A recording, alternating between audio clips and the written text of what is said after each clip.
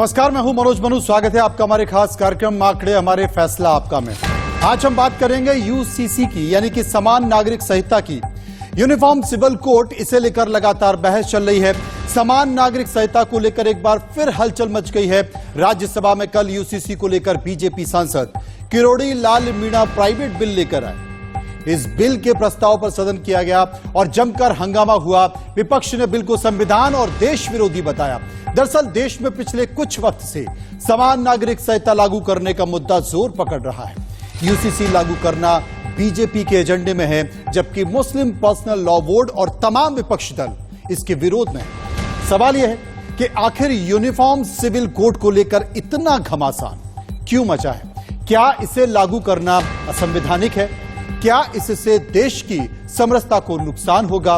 क्या सियासत महज वोट बैंक के लिए हो रही है या फिर देश की बेहतरी के लिए यूसीसी का होना जरूरी है? इन तमाम सवालों के जवाब तलाशने की हम कोशिश करेंगे। हमारे साथ होंगे कई मेहमान, लेकिन सबसे पहले यूसीसी पर एक रिपोर्ट देखिए। यूसीसी यानी यूनिफॉर्म सिविल कोड, समान नागरिक संहिता। यूसीसी बिल को लेकर देश की सियासत हमेशा गर्म रही है। चुनावी समर में भी इस बिल को लेकर खूब सियासत होती रही है। ये बिल बीजेपी के एजेंडे में है, लेकिन विपक्ष के तमाम नेता और दल इसके विरोध में हैं। इस बीच राज्यसभा में कल समान नागरिक संहिता लागू करने से जुड़ा प्राइवेट मेंबर बिल पेश किया गया। बीजेपी सांसद किरोड़ी लाल मीणा ने इसे पेश किया। बिल को पेश करने के पक्ष में 63 वोट पड़े, जबकि विपक्ष में 23 वोट डाले गए। बिल में मांग की गई है कि देश में यूनिफॉर्म सिविल कोड लागू करने के लिए एक नेशनल इंस्पेक्शन और इन्वेस्टिगेशन कमीशन बनाया जाए। कांग्रेस, समाजवादी पार्टी, राष्ट्रीय जनता दल, डीएमके, एनसीपी और टीएमसी समेत तमाम विपक्षी दलों ने बिल पेश करने का जोरदार विरोध किया। जो बिल जिस पर हम लोग ऐतराज कर रहे हैं, ये बेसिकली संविधान के ही खिलाफ है, संविधान की कुछ धाराओं के खिलाफ। संविधान के आपने शुरू में सर कहा था कि अगर संविधान के अनुकूल कोई बात है तो उसको रखने से, इंट्रोड्यूस करने से कोई रोक नहीं सकता है, लेकिन संविधान के अगर प्रतिकूल है तब तो उसे रोका ही जा सकता। आपको इसे अलाउ भी नहीं करना चाहिए थे और इनको विड्रॉ कर लेना चाहिए।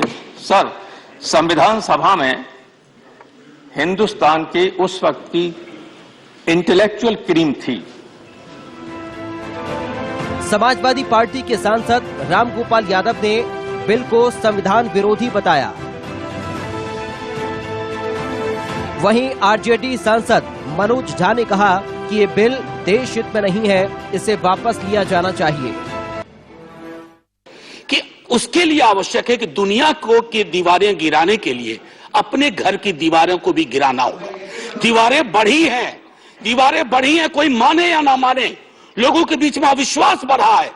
गांव बट गए हैं, शहर बट गए, छोड़िए मेरा और आपका परिवार बट गया। अगर इस तरह के बंटवारे के बीच में अगर इस तरह का हम बिल लाएंगे, मैं आग्रह करूंगा किरोड़ी लाल जी, आपका अपना कद भी बहुत बड़ा है, इसको कृपया पूर्वक वापस ले लीजिए। ये देश हित में नहीं है, ये हमारे सरोकारों के हित में नहीं है, ये हमको एक अंधी खाई में ले जाएगा जहां रोशनी का सुराग नहीं हो। बीजू जनता दल ने वोटिंग में हिस्सा नहीं लिया और सदन से वॉकआउट किया। सरकार की तरफ से केंद्रीय मंत्री और राज्यसभा में सदन के नेता पीयूष गोयल ने कहा कि किसी भी सदस्य को बिल पेश करने और अपने इलाके के मुद्दे उठाने का अधिकार है। चर्चा में सब अपनी बात रख सकते हैं। यूसीसी को लेकर अभी आम सहमति नहीं बनी है।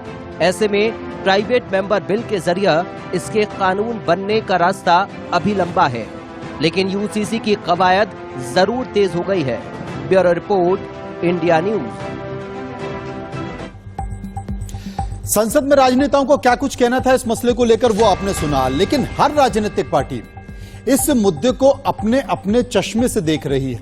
क्या कहना है बीजेपी और कांग्रेस का, वो भी सुन लीजिए। से जो डॉक्टर किरोड़ीलाल जी मीना ने सिविल कोड बिल पेश किया है राज्यसभा में, हम लोग सभी उनका समर्थन करते हैं और बिल पास होना चाहिए, क्योंकि जिस तरह से देश में आप देख रहे हैं कि मुस्लिम समुदाय में एक को छोड़ 3-4 शादियां करते हैं, शादियां ही नहीं करते हैं, वो एक बीबी छोड़ दी, दूसरी कर ली, दूसरी छोड़ दी, तीसरी कर ली। तो ये उन महिलाओं के साथ भी अन्याय है जो मुस्लिम हैं, क्योंकि जायज बात नहीं होते हुए भी तलाक कर देना और उनसे और दूसरा विवाह तीसरा विवाह कर लेना। तो पूरे देश में एक यूनिक सिविल कोड होना चाहिए, कानून होना चाहिए, जिस तरह से यूपी में देश में 3 तलाक की कानून बनाया, जिससे काफी महिलाओं में, मुस्लिम महिलाओं में ज्यादातर जो उनके साथ शोषण होता था, उनके साथ ज्यादती होती थी, वो कम होने लगी है। सिविल कोड जो है वो स्टेट सब्जेक्ट नहीं है, सेंट्रल सब्जेक्ट है। ये पोलराइजेशन करवाने के लिए गुजरात के चुनाव के वक्त वो स्टेट सब्जेक्ट वो इस तरह से इंट्रोड्यूस किया गया। यही बीजेपी की सरकार है और 2018 में यही प्रधानमंत्री, यही भाजपा की सरकार के लॉ कमीशन ने खारिज कर दिया कि यूनिफॉर्म सिविल कोड नहीं लागू हो सकता है। अभी एक परसेप्शन गलत कर रहे हैं, ये मुसलमान को नहीं, सबसे ज्यादा आदिवासी समाज को नुकसान देगा। आज मेरे आदिवासी भाइयों के लिए कुछ अलग प्रावधान है, आप नहीं कर सकते हो। इस मसले पर चर्चा करने की कोशिश करेंगे। चर्चा के लिए हमारे साथ जुड़ रहे हैं कि यासिर जिलानी जो कि बीजेपी के प्रवक्ता हैं, हर्षदीप खडियाल जो कि कांग्रेस के प्रवक्ता हैं, शिवकुमार पंत जोशी जो कि वरिष्ठ वकील हैं, उनसे भी समझने की कोशिश करेंगे। लेकिन सबसे बड़ा सवाल है कि आखिर क्या कहा जाए। हर राजनीतिक दल की अपनी अपनी राय है और ये मुद्दा सालों से लगातार पड़ा हुआ है, इस पर बहस भी होती है, लेकिन आज तक अंजाम तक नहीं पहुंच पाया। बीजेपी की सरकार कोशिश कर रही है क्योंकि हर राज्य में, हर संकल्प पत्र में इसका जिक्र किया जा रहा है। यासिर जिलानी जो कि बीजेपी के प्रवक्ता हमारे साथ मौजूद हैं, उन्हीं के पास चलेंगे और उनसे जानने की कोशिश करेंगे। जिलानी साहब, आखिर इसकी दरकार क्या है, जरूरत क्या है? देखिए, इसको बड़े पैमाने पे समझने की जरूरत है। हमारे भारत की जो पहचान है, जो संस्कृति है, उसमें बहुत सारी त्रुटियां रही हैं जिसको टाइम टू टाइम संशोधित किया गया, खत्म किया गया, कानून के तहत भी और सामाजिक स्तर। इस पे संवाद की भी बहुत बड़ी जरूरत है। ये तो एक प्राइवेट बिल आया है, एक सांसद ने रखा है, लेकिन यूसीसी की जरूरत क्यों है भारत? अब तरह तरह के बयान अभी आपके पैकेज में देखने को मिले हैं, लेकिन क्या जो नागरिक है भारत का, 135 करोड़ भारतीय, जिनको हम भारतीय कहते हैं, जो भारतीय संविधान के मानने जानने वाले लोग हैं जी, उनका अधिकार एक तरीके का नहीं होना चाहिए? क्या मुस्लिम महिलाओं का जो हक है वो मिलना नहीं चाहिए? जो चर्चा इस वक्त हो रही कि जिस तरीके से ये बात खास करके तुष्टीकरण की जो प्रकाष्ठा करने वाली पार्टियां हैं, वो क्योंकि वोट बैंक देखती हैं विशेष समुदाय जिसको मुस्लिम वर्ग में कहता हूँ, उनमें अगर कोई चीज समानता की चाहत रख रहे हैं वहां के लोग, तो अगर यूसीसी आता है तो ये सारी चीजें व्यवस्थित नहीं होंगी। इस पर चर्चा करनी चाहिए, इस पर चर्चा करनी चाहिए। लेकिन आपने ठीक कहा जिलानी साहब कि जो ऐसी पार्टियां जो एक समुदाय विशेष की राजनीति करती हैं या उन्हें आकर्षित करने की कोशिश करती हैं, वो इसका विरोध कर रहे हैं, वो उनके समाज के हित की बात नहीं कर रहे हैं। हर्षप्रीत खडियाल हमारे साथ मौजूद है, उन्हीं के पास चलेंगे। हर्षप्रीत जी, मैं आपसे ये जानना चाहता हूं, समझने की कोशिश भी करूंगा, आखिर ऐसा क्या है कि आपकी पार्टी इसका विरोध कर रही है? जी, धन्यवाद सवाल के लिए। जी, पहले देखिए, हिंदुस्तान एक सेकुलर स्टेट है। दूसरा, यहाँ पे एक मल्टी कल्चरल, ये हिंदुस्तान एक मल्टी कल्चरल कंट्री है। यहाँ पे डाइवर्स रिलीजन्स हैं, डाइवर्स कम्युनिटीज हैं और सभी कम्युनिटीज के, सभी रिलीजन्स के अलग अलग प्रैक्टिसेस हैं। तो उन प्रैक्टिसेस को मद्देनजर रखते हुए अगर आप एक यूनिफॉर्म सिविल कोड लगा देंगे तो उनका जो राइट है to practise, propagate, profess religion under article 25 वो वायलेट हो जाएगा। और हमारा संविधान भी कहता है, जो इंट्रोडक्शन है ना संविधान का प्रियम्बल में, we the people of India socialist sovereign secular democratic republic. तो जब हम सेकुलर हैं, हमें सारे धर्मों का सम्मान करना चाहिए, सबको इक्वली ट्रीट करना चाहिए, क्योंकि सभी धर्मों के सेंचुरीज ओल्ड ट्रेडिशंस होते हैं, उनकी प्रैक्टिसेस होती हैं। आप मैरिज है, मेंटेनेंस है, इनहेरिटेंस है और डिवोर्स है, ये सभी चीजों को एक समान नहीं कर सकते, बिकॉज सबने अपने रिलीजन के नहीं, लेकिन अर्शप्रीत मानवाधिकार भी तो है ना, महिलाओं के मानवाधिकार, पुरुषों के मानवाधिकार, उनका भी तो जिक्र है ना कानून में। तो यहाँ पर ये चीज मानवाधिकार से जोड़कर भी देखी जा रही है। मैं आपको बताता हूँ, मेरा सुनिए, देखिए ऐसे बात कि हिंदुस्तान का संविधान सुप्रीम है, ये आप मानते हैं जी। आर्टिकल 25 जब आपको राइट दे रहा है कि आप प्रैक्टिस कीजिए, प्रोपोगेट कीजिए अपना रिलीजन जैसे आपको ठीक लगे, तो कैसे एक कानून उसको वायलेट कर सकता है? फिर ये राइट टू लाइफ को भी वायलेट करता है आर्टिकल 21 के अंडर। तो संविधान के यूसीसी खिलाफ है। तीसरी बात साहब ये है कि सरकार को, साहब बीच में मत बोलिए वरना मुझे मजबूरन आपके टाइम। देखिए, सरकार ना पहले कभी भी किसी के भी धर्म में इंटरफेयर कर सकती थी, ना आज कर सकती है और ना कल कर सकती होगी। और मैं आपको एक और चीज बताऊं, जो रिलीजन्स हैं, कम्युनिटीज, आप देखिए कहां से नेशनलिस्ट हो गए, इतने कल्चर्स हैं यहाँ पे, सबके अपने प्रैक्टिसेस हैं। आपने अर्शप्रीत ठीक कहा, आपने ठीक कहा। कई सारे कानून हैं, संविधान में वो अधिकार का जिक्र किया गया है, सरकार भी तो इसलिए कानून बनाने की कोशिश कर रही है, और जब कानून बन जाएगा तो सबको मानना पड़ेगा। सुकुमार पद जोशी वरिष्ठ वकील हैं, वो हमारे साथ मौजूद हैं, उन्हीं के पास चलेंगे।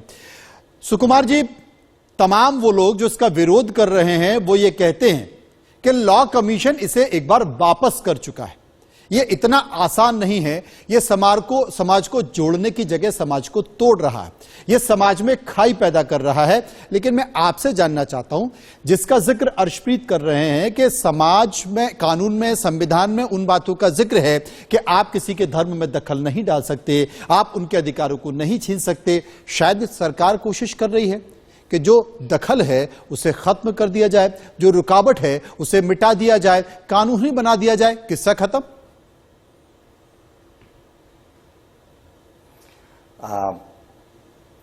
Good evening. हमारा देश जाति, धर्म और समुदाय से ऊपर उठ रहा है जी।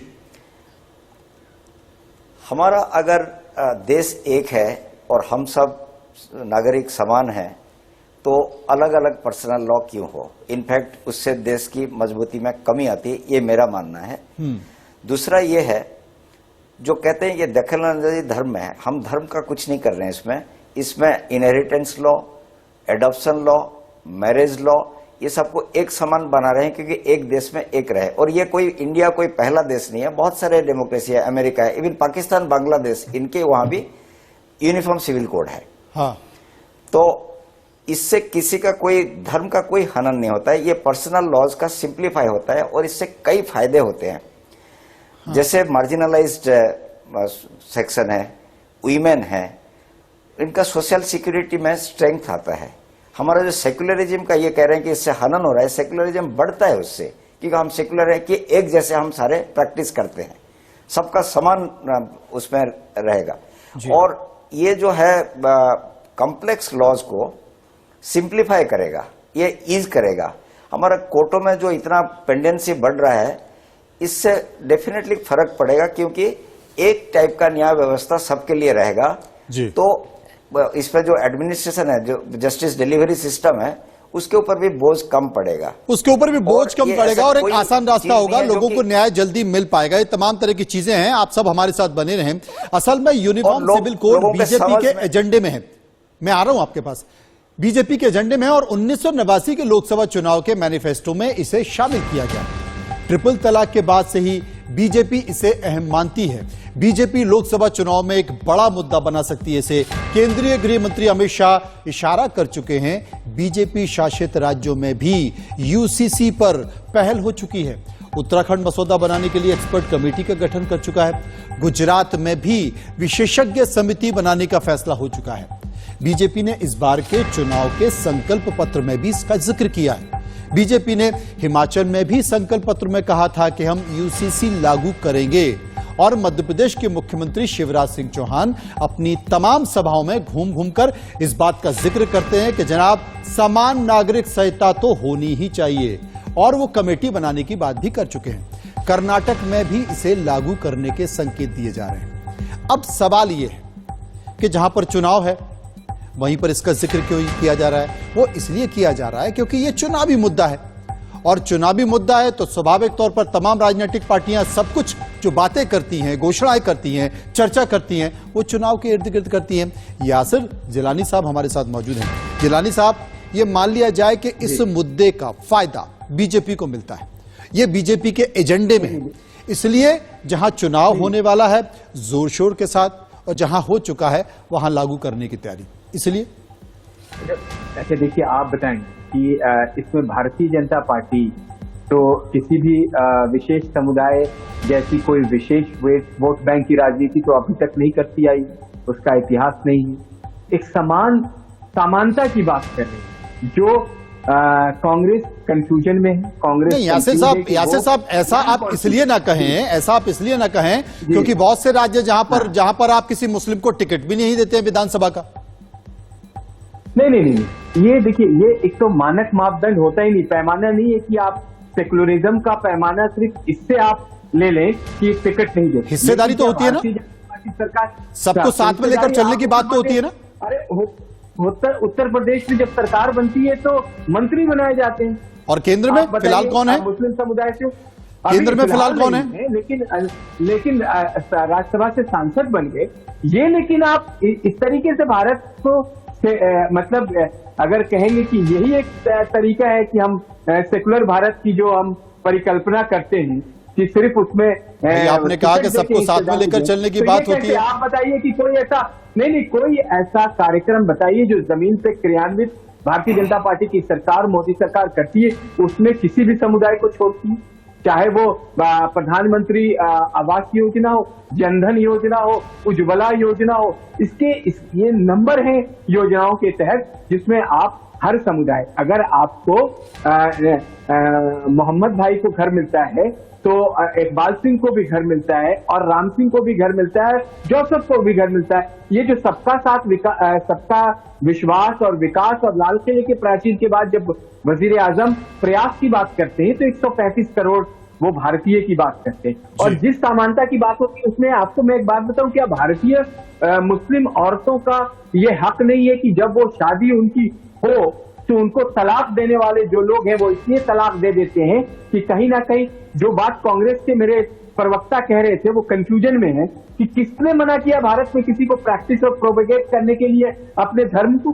किसी ने कहिए, बताइए पूरे हिंदुस्तान में नॉर्थ ईस्ट, साउथ और तमाम जो हर्षप्रीत जवाब दे दीजिए। बिल्कुल ठीक, वहां आप बताइए। यासिर साहब आपने बिल्कुल ठीक कहा। हर्षप्रीत, यासिर जिलानी की का बात का जवाब दे दीजिए। देखिए, मैं आपको एक सिंपल सा उदाहरण दे देता हूँ। अगर आपका धर्म मानिए आप क्रिश्चियन हैं या आप सिख हैं या आप हिंदू हैं, तो क्यों आपको मैरिज, आपको इनहेरिटेंस, आपको डिवोर्स एक ही हिसाब से करना पड़ेगा?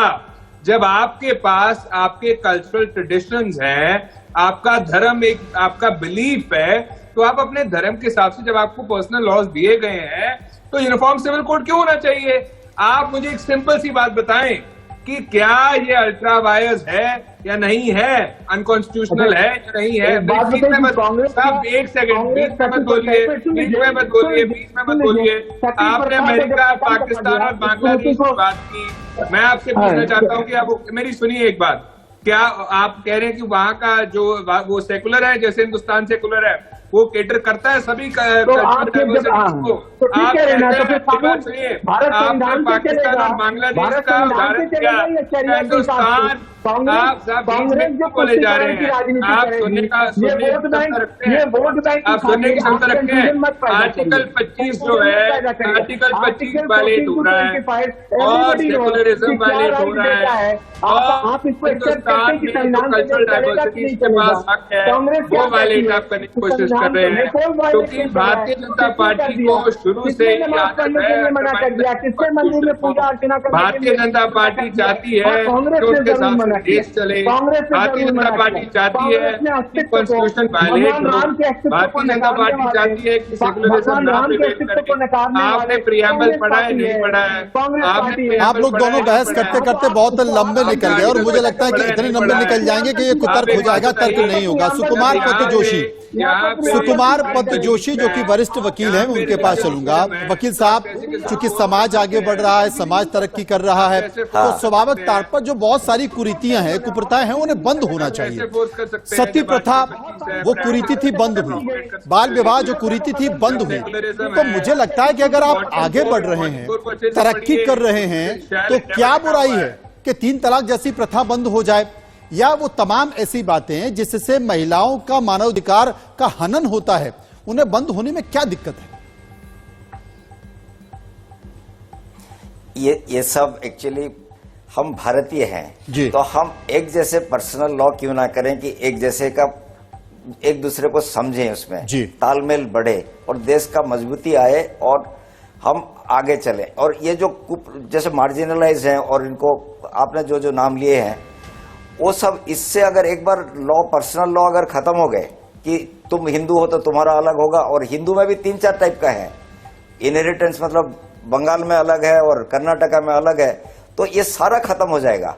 अभी आप अच्छा, अभी संविधान क्या कहता है? हमारा अभी संविधान, सुकुमार जी, अभी संविधान क्या कहता है, जरा ये भी बता दीजिए, कम से कम समझ में आ जाएगा लोगों को। आर्टिकल 44 कहता है, आर्टिकल 44 कहता है कि यूनिफॉर्म सिविल कोड का कल्पना पहले से ही है और ये लागू में आ जाएगा अगर एक बार देश उसको चाहे, सारे लोग अगर हम चाहें तो आर्टिकल 44 में ये प्रावधान ऑलरेडी हो जाएगा, है ऑलरेडी, और ये लागू हो जाएगा ऑटोमेटिकली। और अभी भी कोई संविधान कभी भी मना नहीं करता। यूनिफॉर्म सिविल कोड हमारा ड्रीम है, राम राज्य है वो जी। तो हम पहले भी डायरेक्टिव प्रिंसिपल में हम सोच के रखे हैं कि हम करेंगे इसको करके, और करना ही चाहिए, जो कि अच्छा चीज है और तरक्की है। मैंने आपको बताया कि बड़े बड़े देश हैं, जो अमेरिका है, इवन छोटे देश पाकिस्तान, बांग्लादेश, ये सब भी कर रहे हैं, तो इससे फायदा हो रहा है, तब तो सारे लोग कर रहे हैं, इतने कंट्री भी कर रहे हैं। और हमारे लिए हमको देखना है, हमारा डेमोक्रेसी मजबूत होगा, हमारा अगर सारे लोगों का सोच एक होगा, एक तरह से हम तरक्की करेंगे कि इसमें फायदा तो है। बहुत सारी परेशानियां हैं जिनका खात्मा होगा और आप बेहतर तरीके से आगे बढ़ सकते हैं। लेकिन यूसीसी मुख्य रूप से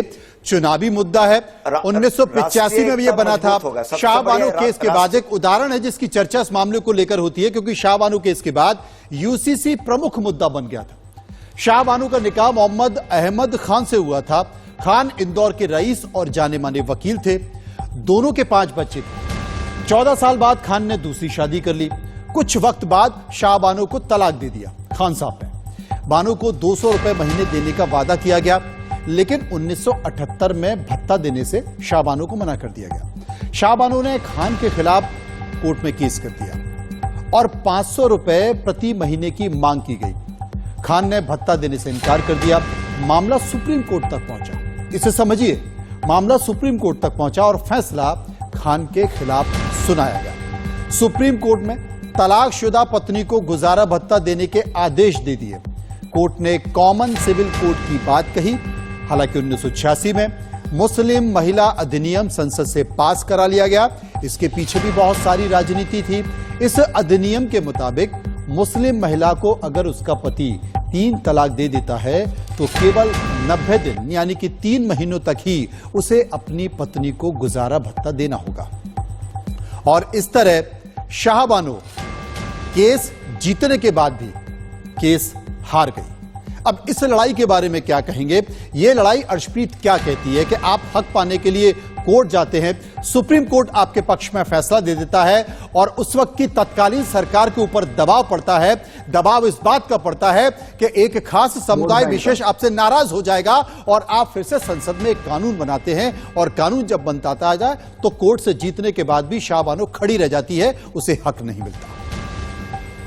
देखिए, पहली बात तो ये है, एक जी आप मुझे ना इको सुनाई दे रही है मेरी खुद की आवाज की। मैं कंटिन्यू करता हूँ, आप प्लीज ऑडियो आप बोलते जाइए। इको कह दीजिए, देख लेंगे। तो देखिए, पहली बात तो ये है साहब कि आप एक ही सेक्ट को एक ही आवाज को कंसिडर नहीं कर सकते। आपको सभी सेक्ट, सभी कम्युनिटी, सभी आवाजों को इक्वली ट्रीट करना है जी। तो जब कम्युनिटीज में, आपने मुस्लिम कम्युनिटी का उदाहरण दिया, ऐसी आपने एक उदाहरण दिया जहां पे एक महिला चाहती है कि उनको under uniform civil code treat किया जाए, ऐसा एक पैनलिस्ट भी कह रहे थे। लेकिन ऐसी बहुत सी महिलाएं मुस्लिम कम्युनिटी में भी हैं जो चाहती है कि उनको यूनिफॉर्म सिविल कोड के तहत ना उनको कवर किया जाए। जो पर्सनल लॉज हैं वो इस वजह से हैं क्योंकि हिंदुस्तान मल्टी कल्चरल डाइवर्सिटी था, है और रहेगा। आप एक सिंपल सी बात समझिए साहब, आप कैसे सबको एक ही यूनिफॉर्म सिविल कोड से ट्रीट कर सकते हैं जब आपके बिलीफ डिफरेंट है, आपके ट्रेडिशन डिफरेंट है, आपके कल्चर डिफरेंट है, और उसको प्रोटेक्ट करने के लिए कानून गारंटी देता है। सेकुलर फैब्रिक है हिंदुस्तान की साहब, हमारा प्रियम्बल जब ये कहता है, और आर्टिकल 44 की बात बार बार हो रही है।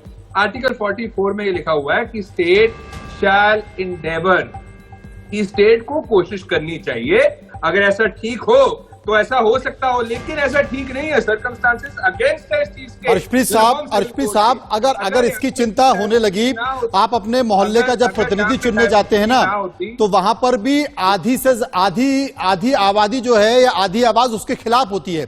और अगर आप ये तय करने लगे कि सबकी बात को सुना जाएगा, तो ना इस देश में कोई कानून बन पाएगा, ना इस देश में कोई अनुशासन बन पाएगा, और ना इस देश में कोई व्यवस्था बन पाएगी। उसका सबसे बड़ा सवाल है कि एक व्यवस्था है, वो व्यवस्था चुनाव की है, और चुनाव जब चुनाव होता है तो सरकारें बनती हैं, चाहे वो राज्य की हो या केंद्र की हो, और जब सरकारें बन जाती हैं तो एक सीधा सीधा मैंडेट होता है कि भैया इस राज्य में इसकी सरकार बनी है या केंद्र में इसकी सरकार बनी है, एक बड़ी आबादी ने चुनकर भेजा है, अब जो चाहेंगे वो होगा। यासिर साहब देखिए, पर्सनल लॉस की बात है, यूनिफॉर्म सिविल कोड नहीं है। जब पर्सनल लॉस बने हुए हैं तो पर्सनल लॉस और सबको उनके कल्चर यासिर साहब बोल रहे हैं, ठीक किया जाए। यासिर मेरा नाम भैया जी। देखिए, मुझे लगता है कि यासिर आपका नाम है, तो आप बीच में बोल रहे थे ना मेरे टाइम में। अब आप भी अपनी मेडिसिन को टेस्ट कीजिए, अपनी दवाई को टेस्ट कीजिए, बताइए आर्टिकल कोई बात 25 कहाँ जाए। कोई बात नहीं अर्शप्रीत साहब, यासिर साहब को बोलने दीजिए, बहुत कम समय बचा। क्या एक्सेप्ट करेगी कांग्रेस पार्टी जो आप बात कह रहे हो? आर्टिकल 25 कहाँ जाए बताइए। किस रिलीजन को कहाँ प्रोपेगेट किया गया? यासिर साहब, आप अपनी बात खत्म कर लीजिए, क्योंकि अगर समय कम बचा तो फिर मैं सुकुमार जी के पास चला जाऊंगा। Freedom to propagate profess practise religion है कि नहीं है? क्या एक ही बात आप रिपीट किए जा रहे हैं? सेकुलरिज्म है कि नहीं है? सेकुलरिज्म है कि नहीं है? आर्टिकल 44 को पढ़िए, उसमें लिखा है